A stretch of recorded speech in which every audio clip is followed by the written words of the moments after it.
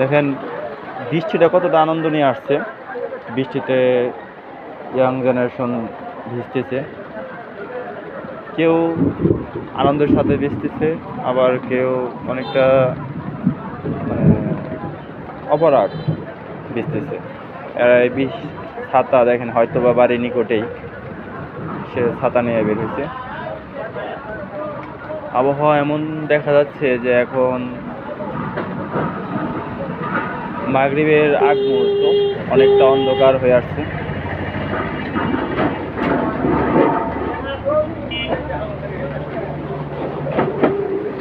আকাশে বিদ্যুৎ চমকাইতেছে, যেটা আমার কাছে খুবই ভয় লাগে। এই মুহূর্তে কোনো বিদ্যুৎ নাই কোনো ঘরে। এখন দেখেন আমার ঘর পুরোটা অন্ধকার বিদ্যুৎ না থাকার কারণে। বিদ্যুৎ চলে গেছে, মানুষ ছাতা নিয়ে বের হয়েছে বৃষ্টিতে। আসলে এই বৃষ্টিটা খুব দরকার ছিল মানুষের, ফসলের জন্য। আবহাওয়ার কারণে মানুষ অনেক অসুখ বিসুখে পড়তেছে, এখন একটা স্বস্তির নিঃশ্বাস ফেলতে পারবে মানুষ।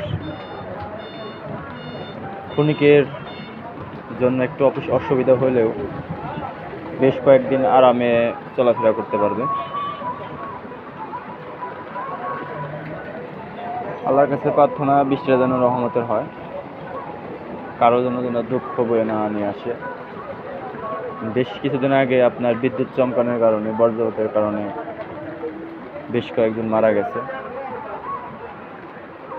সেজন্যই বলতেছি যে বৃষ্টিটা যেন রহমতের হয়, কারো যেন কোনো ক্ষয়ক্ষতি না হয়।